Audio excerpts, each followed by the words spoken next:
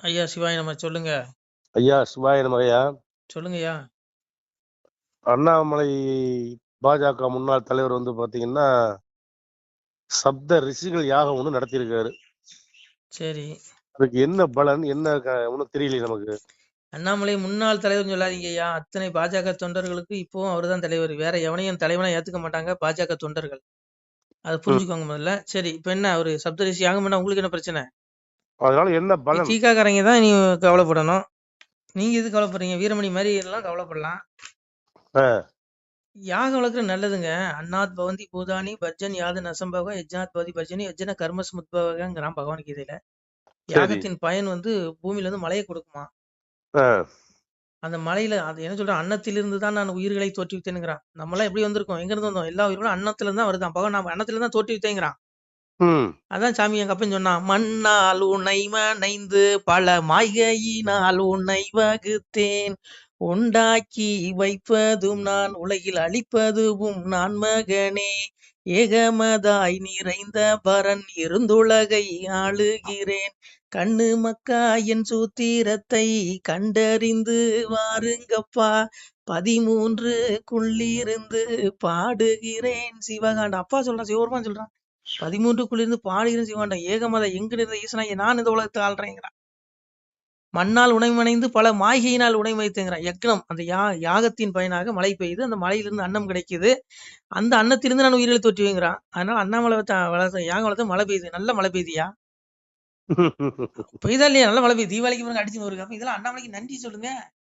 அதனால இங்க பாருங்க, யாகத்தின் பயன் நிச்சயம் உண்டு. சப்தரிஷி யாகம் பண்ணியிருக்கிறார். அதுக்கு சப்த ரிஷிகள் யாருங்கிறீங்க? இந்த உலகத்துல அனைத்து மனிதர்களுமே ரிஷிகளுக்கும் ரிஷி பத்னிகளுக்கும் பிறந்தவர்கள். நான் சொல்லல, பகவான் சொல்றான், மகர்ஷை சப்தபூர்வ சத்வர மனசுதா மத்பாவ மானச ஜாத ஏச லோக இமா பிரஜாங்கிறான். இந்த பிரஜைகள் அனைவரும் 7 சப்த ரிஷிகளிடம் உண்டானவர்கள். புரியுதா? நம்ம வந்து ரோட்ல போறவனுக்கு பிறக்கல. நம்ம எல்லாம் ரிஷிகளுக்கும் ரிஷி பத்தினிகளுக்கும் பிறந்தவர்கள் நம்ம. புரியுதா உங்களுக்கு? சரி. சனாதன தர்மத்துல உள்ள பிள்ளைகள் ரோட்ல போறவனுக்கு பிறக்கல. இந்த பிள்ளைகள் எல்லாம் சப்த ரிஷிகளுக்கும் ரிஷி பத்னிகளுக்கும் பிறந்தவர்கள். அதனால அவர் வளர்த்தல ஒன்றும் தப்பு இல்லை. அவரு ஏதோ ஏதோ உலக நன்மைக்கா கூட வளர்த்திருக்கலாம். அதனால இங்க பாருங்க, யாகத்தின் பயன் நிச்சயம், அதுக்கு பலன் உண்டு. புரியுதா உங்களுக்கு? சரி. அந்த யாகத்துல இருக்க அக்னி யாரு? எங்க அப்பன் தெளிவா சொல்றான், யதா தித்திய கதம் தேஜோ ஜெகத் வாசி தேசிகளும் சந்திரமசி எச்சாக்கணும் தத்தேஜோதி மாமங்கிறான். சூரியனில் உள்ள எந்த ஒளி உலகம் அனைத்தையும் பிரகாசிக்க செய்கிறதோ, மேலும் எந்த ஒளி சந்திரனிடத்திலும் நெருப்பினிடத்திலும் உள்ளதோ அது என்னுடைய ஒளியே என்று தெரிந்து கொள். சூரியனிலிருந்து வர்ற ஒளி யாரு? எங்க அப்பா சிவபெருமானுடைய ஒளி. சந்திரனிலிருந்து வர்ற ஒளி சிவபெருமானுடைய ஒளி. அக்னியிலிருந்து வர்ற ஒளி வெளிச்சம் இருக்கு பாருங்க, அது யாரு? சிவபெருமான் ஈசன். அதான் மாசற்ற ஜோதி வளர்ந்த மலர்ச்சுடரே. அப்போ இந்த யாகத்துல வளர்க்குற அந்த அக்னியில ஒரு ஒளி கூட சிவன் தான். அதனால யாகம் வளர்க்குறது வந்து புண்ணியங்க. அதெல்லாம் கொடுத்து வச்சிருக்கோம். உலக நன்மைக்கா அவர் வளர்த்திருக்கிறாரு. அதனால அது அறியாத கூட்டங்கள் எவனா நக்கல் பண்ணுவான், பண்றவன் பண்ணிட்டு போறான். உங்களுக்கு என்ன பிரச்சனையா? நீங்க கூட அப்பப்ப யாகம் எல்லாம் பண்ணுவீங்களே? நான் எங்க நம்ம வளர்க்குற யாகம்லாம் என்னையா யாகம்? அதனால இங்க பாருங்க, அது விட்டுருங்க. இது வந்து உலக நன்மைக்காக அவர் பண்ணியிருக்கிறாரு. அதனால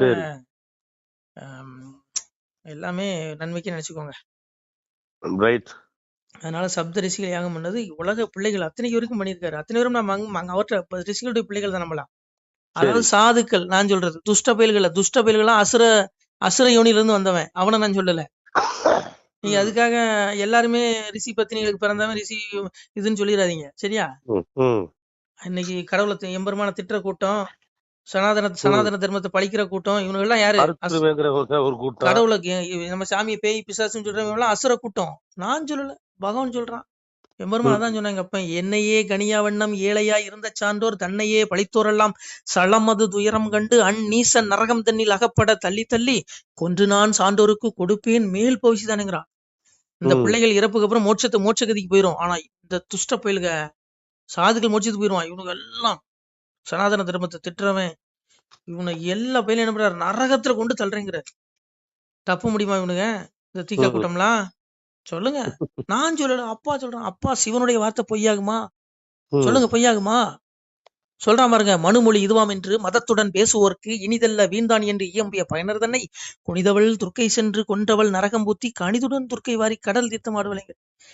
எவன் சனாதன தர்மத்தின் நூல்களை கடவுளை இழித்து பழித்து பேசுறானோ அத்தனை பயிர்களையும் ஆத்தா துர்க்கை ஏமா வரமாட்டானா? துர்க்கை பிடிச்சிட்டு போகலாம், என்னுடைய ஆத்மாவை பிடிச்சு கொண்டு நரகத்தில் வீசிட்டு அவ குளிச்சுட்டு போயிடுவாளாம் கடல்ல. அதனால இங்க பாருங்க, பிரபஞ்சத்துல ஒரு பயிலும் தப்ப முடியாது. அதனால இங்க பாருங்க, எம்பரும் எங்க அப்பன் இல்லாத இடம் கிடையாது. நீங்க தயவுசெய்து அவனை தேடுங்க, இதெல்லாம் விட்டுருங்க. அந்த உலக மாயை விட்டு வெளியே வாங்க. பகவானே சொல்றான், காமா விசேஷ பூதானி தாரை அம்பியக மோஜசா புஷ்ணாமி சௌசதீக சர்வாக சோமோ பூத்வா ரசாத் மகங்கிறான். என்ன சொல்றான், அந்த உயிரினங்களை எல்லாத்தையும் தாங்குறதே நான் தாங்க. சாமி சொல்றான், நான் பூமியின் உட்புகுந்து என் சக்தியினால் உயிரினங்கள் அனைத்தையும் தாங்குகிறேன். ரசமே வடிவான அதாவது அமுதமே நிறைந்த நிலவுமாகி அனைத்து உயிரினங்களையும் பயிர் பச்சைகளையும் மரங்களையும் பொசிக்கிறேங்கிறான். இன்னைக்கு பயிர் பச்சை இல்லைன்னா நம்ம வாழ முடியுமா? உணவு கிடைக்குமா? அதை வளர்க்கறது யாரு? சிவ அவன் தான். அந்த படைப்பு, அதுல இருந்து வர்ற அந்த உணவு யாரு? சாமி நான் தான் படைக்கிறேங்க. நம்மளை தாங்குறது யாரு? நம்ம சாப்பிடக்கூடிய உணவுல சக்தி, அந்த எனர்ஜி தான் அந்த உடம்பு தாங்கி நம்மளை நடக்க வைக்குது. என்ன பேச வைக்குது? உங்களை பேச வைக்குது, எல்லாத்தையும் நடக்க வைக்குது. அந்த சக்தி வெளியே போயிட்டா உயிர் போயிடும், பகவான் எடுத்துருவான். எப்படி? எல்லாம் நான் தாங்க. சாமி சொன்னான், சந்திரனும் நானானேன், சூரியனும் நானானேன், ஜோசியங்கள் சூத்திரங்கள் பல சாஸ்திரங்கள் நானானேன், என்னடங்கா ஜோதிபரன் மண்ணடங்கி இருக்கின்றேன், வேதாந்தம் சித்தாந்தம் விளம்பி வைத்தேன் வையகத்தில். வேதாந்த சித்தாந்தம் நான் தான், சந்திரன் நான், சூரியன் நான்கிறான், எல்லாம் வந்தான். நம்ம வயிற்றுல எப்படி இருக்கான்? அகம் வைசோனோர பூத்வா பிராணி நாம் தேகமாசிரியதாக பிராணா பான சம யுக்தாக பசாமி என்னும் சதுர்விதம். ஐயா கேக்குதா? கேக்குது. அப்போ இப்போ நம்ம சாப்பிட்ற உணவை யார் ஜீரணம் பண்றா? சாமி சொல்றான் பாருங்க, நானே எல்லா உயிரினங்களுடைய உடலில் உறைபவனாகி பிராண அபான வாயுக்களுடன் கூடி வைஸ்வா நரன் என்ற அக்னி ஆகி 4 வகையான உணவை ஜீரணிக்கிறேன். மனிதர்கள் சாப்பிடக்கூடிய உணவுகளை ஜீரணிக்கிறது நான் தான். அந்த சத்துக்களை உண்ணும் உணவு உந்தப்படுவதும் உறிஞ்சப்படுவதும் அனைத்தும் நானே செய்கிறேங்கிறான். நீங்க சாப்பிட்ற உணவை ஜீரணிக்கிறேன்னா உங்க வயிற்றுல அக்னி வடிவில் இருக்கேங்க. இருந்து என்ன பண்றானா, இந்த ஜீரணம் பண்ணி ஒவ்வொரு உறுப்புகளுக்கும் சக்தி எடுத்துட்டு போறேங்க. இப்ப நம்ம சாப்பிடுறோம், நம்மள வயிற்றுக்குள்ள ஜீரணம் பண்றோம். சொல்லுங்க, யார் ஜீரணம் பண்றா? எங்க அப்பன் பகவான் தான், அக்னி தான். யானை சாப்பிட சாப்பாடு அதை யார் ஜீரணம் பண்றா? நான் தான். மனிதர்கள், விலங்குகள், எந்த ஜீவராசி, நாய், பன்னி, கோழி எது தினாலும் நான் தான் ஜீரணம் பண்றேங்க. அப்போ உங்க வயிற்றுல அக்னி வடிவில் இருக்கிறேங்கிறான். ஈஸ்வர சர்வபூதான விதை சோச்சன திசதி பிரமாயின் சர்வபூதானி எத்தோடைய மாய. இதயத்துல எப்படி இருக்கான்? சிவபெருமானா இருக்கான். நான் சர்வபூதான விருதை ஈஸ்வர சர்வபூதான எல்லா உயிரிலும் இதயத்துல இருக்கேன். கர்ம வினைகளை நானே நடத்துறேங்க. உங்களை தண்டிக்கிறதா வந்தா, உங்களுக்கு நல்லது செய்யறதா வந்தா, உங்க பாவ வினைக்கு தண்டிக்கிறது நான் தாங்க. அப்ப அவன் இல்லாத இடம் கிடையாதுங்க. அதனால பாருங்க, எங்க அப்பன் இல்லாத இடம் கிடையாது. தயவு செய்து இந்த உலக வாழ்க்கை அற்பம். அதனால நீங்க இதை தேடாதீங்க. அவன்கிட்டயே புத்தியை செலுத்துங்க, அவன்கிட்டயே மனதை செலுத்துங்க. அவனை நினைச்சு மோட்சத்துக்கு உண்டான வழியை தேடுங்க. நம்ம மனித பிறவி எடுத்ததே அதுக்குதான். புள்ள குட்டியை பெற்று பேரம்பேத்தியை கண்டுட்டு சாவறதுக்கு நம்ம பிறக்கல. ஒவ்வொரு ஆத்மாவும் கர்மா, இந்த பிறவிங்கிற பிணி, இந்த துன்பத்திலிருந்து, துன்பமயமான இந்த உலகத்திலிருந்து கரையறதுக்கு தான் நம்ம பிறந்திருக்கோம். நம்ம என்ன நினைச்சுக்கிறோம்? பிள்ளை குட்டி பார்க்கணும், அதுக்கு சொத்து சேர்க்கணும், அதுக்கு கல்யாணம் பண்ணணும், பேரம்பத்தி பார்க்கணும், செத்துடணும். அட பாவி, செத்துக்கு அப்புறம் தான் ஆத்மாவுக்கு தண்டனை இருக்கு. ஆத்மா எவனுமே உணர்றது இல்ல. பகவான் சொல்றான், இந்த ஜீவன் உடலை விட்டு கிளம்பும் பொழுதோ, உடலில் இருக்கும் பொழுதோ, முக்குணங்களுடன் கூடி இருக்கும் பொழுதோ, போகங்களை அனுபவிக்கும் பொழுதோ, அறிவிலிகள் அறிவதில்லைங்கிறான். நம்மள முட்டாளுங்கிறான். பாவிகளே, உடம்பை பார்க்காதீங்க, ஆத்மாவை பாருங்க. எவங்க ஆத்ம சிந்தனை இருக்கு? கஷ்டமா இருக்குங்க. உடலை பார்க்காதீங்க, ஐயோ நொடிக்குள் முடிந்து விடும் விஞ்சைகள் இங்க இருக்க நோகதே திருமணி செய்வீங்க. ஒரு கணப்பொழுது வந்து வாழ்க்கை முடிஞ்சிருங்க. எப்ப முடியும்னு தெரியாது. 1000 ரூபாய் மிக்சிக்கு 5 வருஷம் கேரண்டி கொடுப்பான். எனக்கு கேரண்டி இருக்கா? எப்ப எனக்கு அழைப்பு வரும்னு தெரியாது. அததான் அப்பா சொன்னா, அச்சு தேரு ஒடியும் முன்னே ஆண்டி வேலை செய்திடுவாங்க. இந்த உடம்புங்கிற தேர் அச்சு உடஞ்சி விடுறதுக்குள்ள ஆண்டி என்ன வேலை செய்வான்? மோட்சத்துக்கு உண்டான வழியை தேடுவான். அதை தேடிக்கோங்க பிள்ளைகளேங்க. அததான் சாமி சொன்னான்.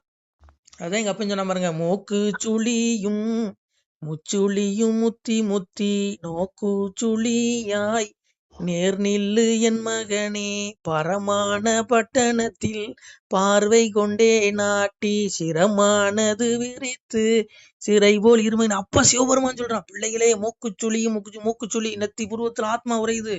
உன்னுடைய மனதங்க செலுத்து, ஓம்கிற ஏகாசரத்தை நினைச்சிக்கோ. இந்த உலகிலிருந்து கரையேறு, அப்பாட்ட வந்துரு, உனக்கு பெரிய ஆனந்தம் தரேன். நீ 1000 ரூபா 10,000 ரூபா போட்டு கோட்டரை வாங்கி குடிச்சாலும், போதை வசூல் குடிச்சாலும் உனக்கு அவ்வளவு போதை ஏறாது. இது ஆத்ம போதை. அவ்வளவு ஞானம், அவ்வளவு பேரானந்தம் கொட்டி கிடக்கு. வா மகனே பிள்ளைகள்னு கூப்பிடுறான். அதெல்லாம் நீங்க விட்டுட்டு மது கடையில போய் மூலிகை கிடைக்கீங்களாப்பா? பெரிய ஏங்க பேரானந்தங்க அப்பாட்ட இருக்கு. பெரிய போதுங்க அது. அதுக்கிட்ட என்னைய போய் மதுக்கடைக்கு போனேங்கிறீங்க. உங்கள நான் சொல்லல. பொதுவா சொல்றேன். ஆனந்தம் மதுக்கடையில இருக்குன்னு இவனு போய் 1000 காச குடுத்து உடம்ப கெடுத்துக்கிறான். ஐயோ! நீ உனக்குள்ள மூழ்கி நெத்தி புறத்துல இருக்க ஆத்மாவ உன்னுடைய பார்வையுள்ள செலுத்தினா, ஐயோ! அந்த பரமானந்தம் இருக்க முடியும். ஆத்ம வாழ்க்கை இருக்கு. இறப்புக்கு அப்புறம் நீ அந்த ஆத்ம ஆனந்த பேரானந்தத்துக்கு போயிருவ. நீ அப்படி தேடலன்னு வச்சுக்கோ. மவனே தப்பா நினைச்சுக்காதீங்க. நான் சொல்றேன் உங்களுக்கு கசப்பா தெரியும். என்னையும் சேர்த்து தான் சொல்றேன். நாம கடமையை செய்யணும். அதுக்காக வேலை செய்யணும்னு சொல்ல வேலை செய்ய வேண்டாம்னு பகவான் சொல்லல. எந்த வேலை செஞ்சாலும் அப்பாவை நினைச்சுக்கோ. ஈஸ்வரர் நீ இதயத்துல அப்பாவை நினைச்சுக்கோ. அவ்வளவுதான். வேற ஒண்ணும் பண்ணாண்டா. கிடைச்சா உனக்கு முக்தி. இந்த பிறவிங்கிற இந்த துன்பமயமான இந்த உலகத்துல இருந்து வெளியே போயிருவோம். விடுதலை கிடைச்சிரும். பூமி நரகத்துக்கு இணையானதுங்க. பகவான் சொல்றான். நான் சொல்ல எங்க அப்பன் சொல்றான். என்னை அடைந்த பிறகு இந்த மனிதர்கள் இறப்புக்குரியதும் நிலையற்றதும் துன்பத்துக்குரியதுமான இந்த மண்ணுலகை அடைவதில்லைங்கிறார். என்ன சொல்றான் பகவான்? இந்த பூமி துன்பத்துக்குரியதுங்க. நம்ம தான் அங்க கிடைக்கிற பொருள் வஸ்துக்கள் எல்லாமே இன்பம்னு நினைக்கிறான் பகவான் சொல்றான். சொத்தாஸ்தி வஸ்து சுகமேன்று என்னாதே வத்தாஸ்தி பொண்ணு வகைன்று என்னதுங்க எங்க அப்பன்னு சொல்றான். 150 ரூபாய்க்கு வீடு, 40,000 ரூபாய்க்கு டி ஷர்ட், 3 கோடி ரூபாய்க்கு வாட்ச் கட்டினா சொர்க்கம். அவன்லாம் அவனுக்கு நரகத்துல என்ன வேதனை தெரியுமா ஐயா? ஐயோ ஆக்கினை அவ்வளவு இருக்கு. ஆத்மாவுக்கு உடம்ப பாக்காதீங்க ஐயா. அவ்வளவு தண்டனை இருக்கு. பாவி அவன் செத்து பஸ்பமாய் போனாலும் ஆவியை கண்டு ஆக்கினைகள் செய்திருவாங்க. விடுவானா? உடம்பு தானே பஸ்பமாகுது. நீ ஒரு 100 கோடிக்கு பங்களா கட்டலாம், 40,000 டி ஷர்ட் போடலாம், 5 கோடிக்கு வாட்ச போடு. மோகனே உனக்கு அழைப்பு வரும். அப்ப இருக்கு வேடிக்கை உன் ஆத்மாவுக்கு. பெரிய கொடுமைங்க. நீங்க இங்க பாருங்க, பிரபஞ்சத்துல எவனும் கர்மா அப்படி இல்லைன்னு தப்ப முடியாதுங்க. தயவு செய்து புரிஞ்சுக்கோங்க. நான் சொல்றது கசப்பா தான் இருக்கும். வந்தால் அறிவார், வராதார் நீர் ஆவார். நான் சொல்லல, அப்பா சொல்றான். சிவபெருமா ஏத்துக்கோங்க. நன்றி. நமசிவாய. நமசிவாய. சிவாய நம. திருச்சிட்டம்பலம், தில்லையம்பலம், பொன்னம்பலம். சிவாய நம.